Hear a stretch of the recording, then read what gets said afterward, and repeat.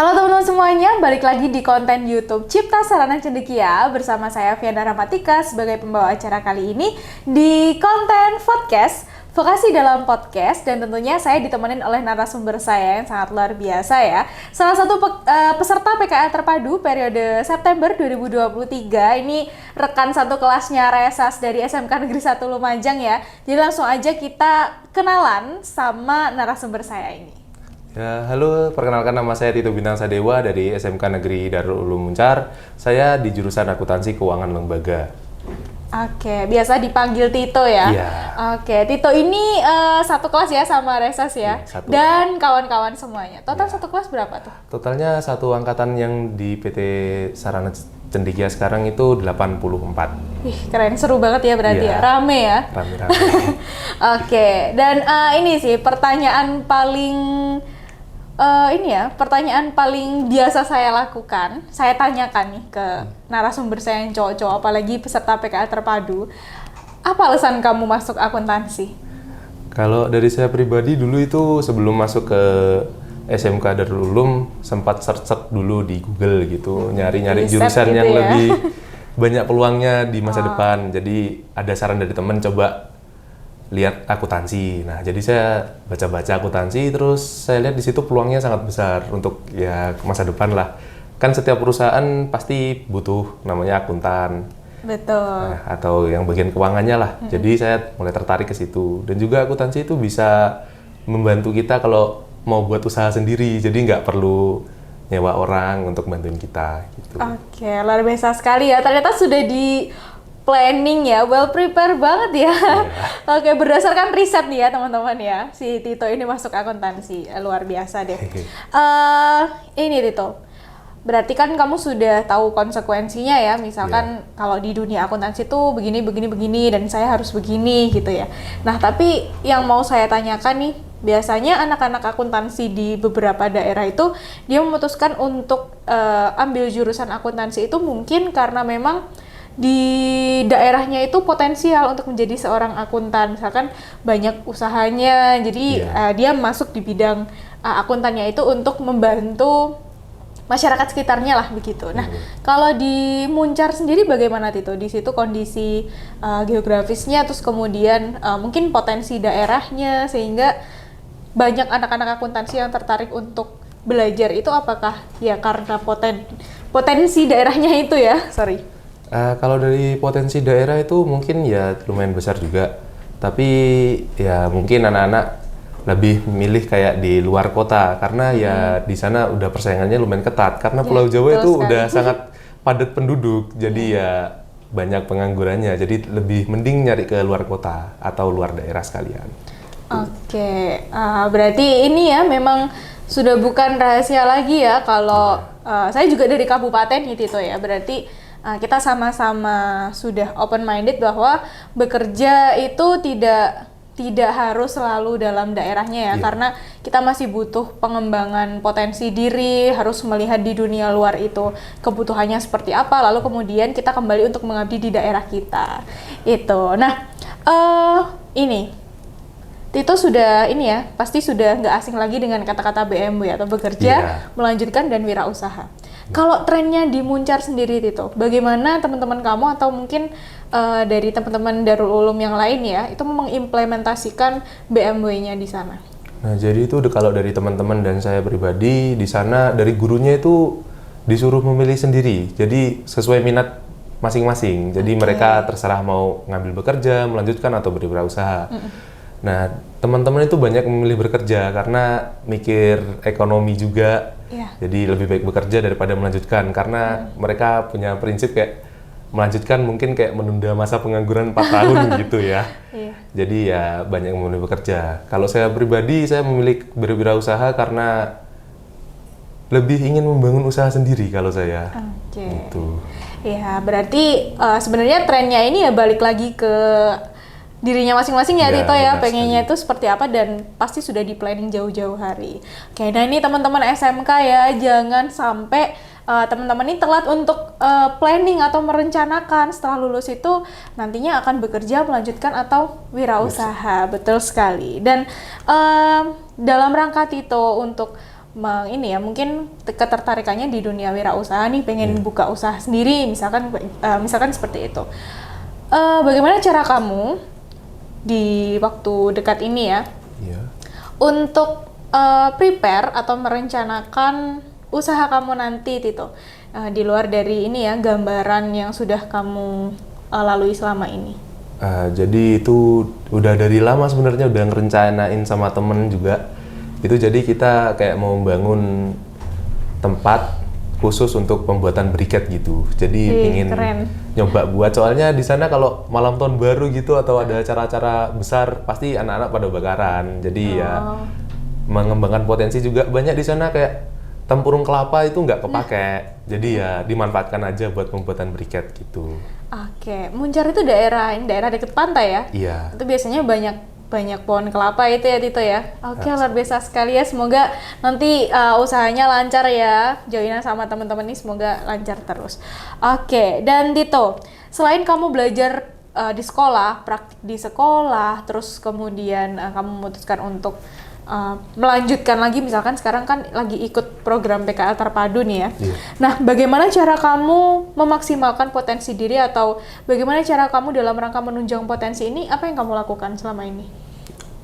Kalau dari saya menunjang potensi saya itu dengan terus belajar sih ya, terus ya baca-baca referensi juga, kadang sharing-sharing sama temen gitu, biar lebih kayak dapat wawasan baru.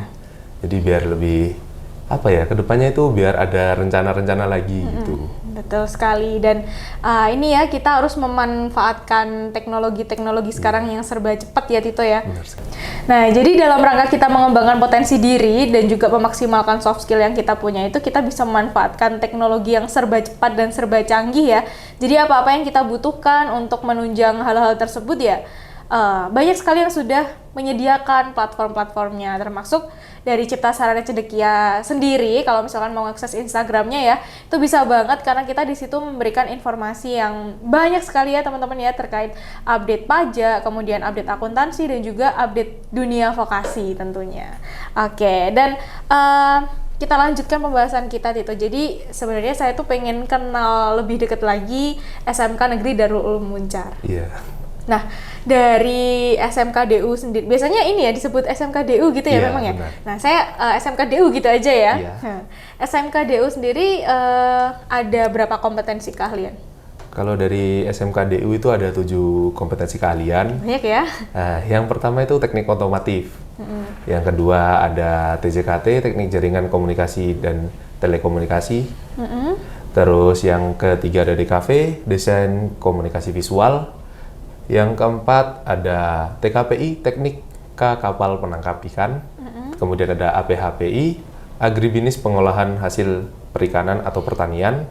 Terus ada akuntansi, AKL, akuntansi keuangan dan lembaga. Dan yang terakhir adalah BB, busana butik. Keren ya. Kayaknya semua kompetensi kalian itu ada di DU ya. Wah, tapi bagaimana ini antusiasme pelajar di sana Tito? Apakah ya memang di SMK DU ini memang SMK yang favorit sehingga banyak ini ya antusiasme yang ada di sana, atau mungkin seperti biasa SMK itu sama-sama ada ini antusiasme di sana? Kalau dari pengalaman saya dulu waktu daftar itu sangat antusias banget. Gimana tuh? Jadi banyak banget yang daftar ke situ, sampai ada yang ketolak gitu, ada teman saya sampai nangis ketolak di situ. Jadi milih ke swasta dia. Ya di sana itu lumayan bagus lah untuk anak-anak untuk lanjut ke SMK, jenjang SMK gitu. Karena di sana itu sangat gimana ya, dari guru-gurunya juga menurut saya sangat enak kalau ngajar gitu. Luar biasa ya SMK DU ini. Dan ini yang mau saya tahu adalah dalam rangka sekolah itu memaksimalkan potensi diri semua anak didiknya. Kalau Tito sendiri pernah mengerjakan proyek apa di sana? Kalau di sekolah saya itu sempat dulu diberikan proyek-proyek seperti proyek gabungan pelajaran kayak PKK sama mapel-mapel lain gitu. Kalau enggak ya seperti pelajaran bahasa Indonesia dengan akuntansi, di mana di situ kan ada seperti tawar-menawar, terus kita disuruh cari sebuah UMKM atau yang bisa kita ajak kerjasama untuk kita buatkan laporan keuangannya gitu. Jadi kita collab pelajaran untuk membuat laporan keuangan. Nah, jadi yang bahasa Indonesia itu kita gunakan untuk proses tawar-menawar dengan si UMKM tadi. Jadi terus nanti dari kejuruannya kita membuatkan mereka laporan keuangan yang lebih baik gitu. Keren ya, luar biasa nih teman-teman ya. Nah itulah ini sih ya, memang kolaborasi itu suatu hal yang luar biasa sih. Saya juga merasakan itu ya. Jadi bukan berarti kalau misalkan kita ini berada di satu lembaga atau misalkan kita punya suatu usaha nih, terus kemudian kita hanya fokus mengembangkan usaha kita ya, tapi menurut saya itu juga diperlukan kolaborasi itu tadi ya. Kalau misalkan nih kita punya kita punya usaha yang mungkin masih kecil, jadi kita bisa kolaborasi sama orang-orang atau pihak-pihak yang bisa menawarkan ini ya, apa namanya Tito? Ya, memberikan referensi seperti apa ya? ini ya, kayak memberikan kayak influencer itulah. Iya. Aduh susah banget ya ngomongnya ya.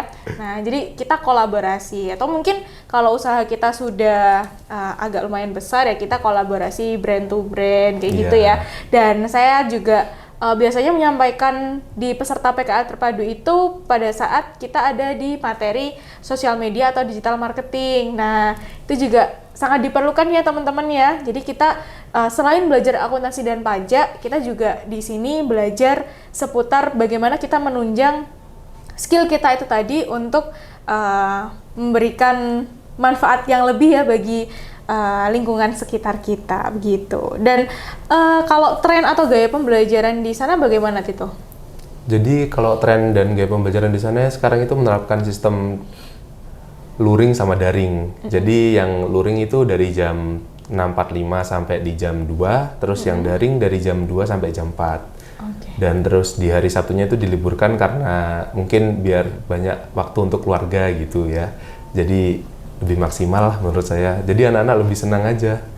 Oke, happy dan nyaman itu ya. Benar. Itu salah satu kunci kita untuk senang mempelajari sesuatu tuh happy dan nyaman dulu. Keren ya teman-teman ya. Oke, dan dulu pada saat kamu ini ya, kamu lulus SMP pasti kan ada persiapan-persiapan untuk ini ya, untuk daftar di SMK DU. Nah, kamu mempersiapkan apa itu? Mungkin ini ada adik-adik ya yang pengen sekolah di SMK DU. Mungkin kalau dari saya untuk adik-adik, terutama yang punya piagam. Jadi yang punya piagam itu dimanfaatkan banget ya. Karena sangat berguna untuk kalian daftar ke SMK maupun SMA yang kalian pilih. Karena dari sana itu diambilnya cukup banyak yang punya piagam tersebut. Jadi ya lebih enak aja masuknya daripada pakai raport. Kita harus bersaing dengan anak-anak lain. Kayak anak-anak lain kan biasanya nilainya tinggi-tinggi.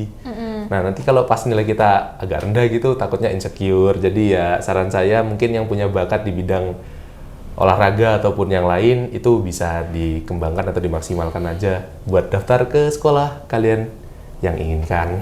Oke, betul sekali. Dan itu memang nggak hanya di SMK DU aja ya. Mungkin semua sekolah juga seperti itu ya Tito ya. Ada kalau misalkan siswa yang berprestasi memang ada privilege sendiri kayak karena memang dia berprestasi gitu ya. Oke, luar biasa. Dan ini Tito, banyak sih yang saya dengar ya, apalagi dari adik-adik kita yang dari dari jauh-jauh dari kabupaten lah gitu ya.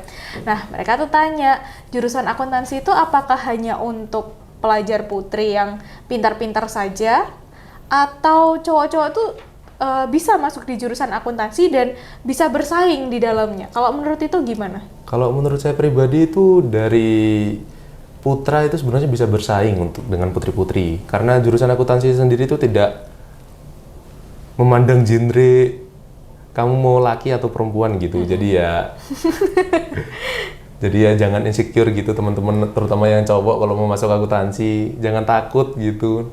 Walaupun kita minoritas ya di kelas itu, ya udah lawan aja, nggak usah takut. Lawan aja. Iya. Nanti kalau takutnya kalah bersaing nanti ya masa laki kalah bersaing sih. Ih, keren.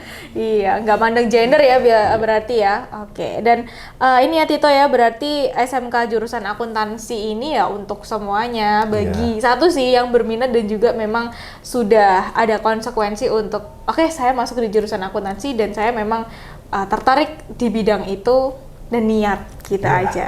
Oke, dan selanjutnya Tito, Kalau selama kamu menjadi seorang anak akuntan ya, anak akuntansi deh, anak akuntansi, terus saya yakin sih kamu banyak sekali bersosialisasi dengan teman-teman kamu di DU, lalu kemudian kamu banyak juga sharing dengan teman-teman yang lebih berpengalaman ya. Jadi selama kamu jadi anak akuntansi, lalu kemudian dengan kondisi yang seperti itu, banyak gak sih tantangan yang kamu dapatkan? Jadi kalau dari tantangannya itu lumayan banyak ya, terutama dari saya yang dulu belum mengenal akuntansi sama sekali, terus pengen nyoba gitu, gara-gara peluangnya besar. Kita lihat-lihat kayak dari transaksi-transaksi, kayak bagian dari laporan keuangan. Nah itu kadang kita masih kayak bingung, akun-akun yang digunakan seperti apa, ini transaksi masuknya yang ke bagian mana. Nah jadi kesulitannya itu yang di bagian situ sih menurut saya, terutama lagi kayak di pas adjustment yang AJP itu sama sekali belum tahu, jadi kayak wah ini transaksi masuknya kemana ya, kok bikin bingung gitu. Oke, berarti ini ya mungkin analisisnya itu ya. Oke. Nah, dan semoga dari tantangan yang Tito hadapin tadi ya, yang sudah disebutkan tadi, harapan kita PKL Terpadu ini menjadi salah satu wadah untuk teman-teman menemukan solusi dari beberapa kebingungan yang tadi ya, gitu. Dan saya yakin kok selama PKL Terpadu di sini kan memang kita diarahkan dan didampingi bagaimana cara menganalisis bukti transaksi yang efektif, kayak gitu-gitu nggak sih Tito? Iya benar. Oke. Dan selain itu, kira-kira yang dipelajarin selama PKL Terpadu apa aja tuh? Banyak banget sih yang saya pelajari di sini, terutamanya itu yang di bagian pajak ya. Di pajak itu kalau di DU itu masih ngikut buku, dan buku itu terbitannya kan juga udah lama. Jadi nggak ada update-updatean terbaru tentang pajak. Jadi ya sangat membantu sekali, terutama di bagian pajak itu ternyata wah luas banget gitu. Oke, semoga nanti tetap terkenang dan tetap ada motivasi untuk update itu ya. Iya. Jadi selesainya PKL di sini itu bukan juga selesai teman-teman untuk terus update pajak, tapi itu masih menjadi awal untuk teman-teman ini ya, semangat belajar di akuntansi dan pajaknya lagi. Oke, dan dari situ kira-kira apa ya yang membuat teman-teman itu malas belajar seputar akuntansi itu menurut kamu? Mungkin ya karena banyak yang dari mereka berpikiran kayak akuntansi hampir sama dengan matematika. Nah, mungkin mereka mikirnya angka-angka gitu, jadi buat malas. Terus ya mungkin dari mereka juga yang malas membaca gitu juga kan jadi faktor utama ya. Kalau dari mereka malas membaca itu jadi kayak bodo-bodo amat gitu sama akuntansi. Oke, dan ini ya mungkin kurangnya informasi juga peluangnya jadi seorang akuntan itu seperti apa, sampai dengan support sistemnya juga mungkin kurang ya. Di sekitar mereka mungkin bukan di bidang akuntansi, jadi ya mau nggak mau ya mereka harus mendengarkan sana sini nih omongan akuntansi kayak gini. Tapi sebenarnya di balik itu semua akuntansi itu seru banget nggak sih? Iya benar sekali, seru banget. Dan gak akan ada habisnya ya kalau mau kita pelajarin, luar biasa. Oke, akuntansi sulit nggak toh? Kalau menurut saya pribadi sebenarnya nggak begitu sulit kalau kita mau mempelajarinya ya. Jadi ya belajar terus aja, jadi biar lebih paham. Kalau kita nggak mau belajar ya semua akan terasa sulit gitu kalau kita nggak mau belajar kan. Oke, betul banget. Saya setuju ya teman-teman ya. Oke, dan ini selama PKL Terpadu yang menurut kamu paling berkesan itu materi atau praktikum tentang apa? Ya, yang terutama menurut saya yang paling berkesan itu yang di bagian pajaknya tadi itu. Oh iya, oke. Jadi yang bagian pajak itu sangat wah banget menurut saya. Jadi yang sebelumnya di DU itu masih ngikut buku, jadi sekarang lebih ngikut yang up to the date-nya gitu, update terbarunya tentang pajak, seperti itu. Iya, dan ini ya ternyata semua bukti transaksi itu nggak akan lepas dari aspek pajaknya gitu ya Tito ya.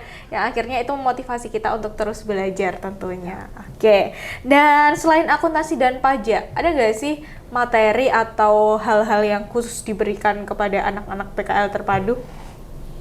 Kayaknya ya bagian dari mengolah pikiran tadi itu yang mindset. Nah, jadi kita diajarkan cara berpikir lebih luas. Jadi biar tidak stuck di pikiran kita. Misalnya nih, lulus, bingung mau kemana, mau ngapain setelah lulus, kerja atau kuliah. Nah, jadi kita bisa berpikir yang lebih luas, mungkin udah disiapin dari sebelum-sebelumnya. Jadi misalnya kita di sini nih, terus pikiran kita udah jauh ke depan gitu. Oke, luar biasa ya.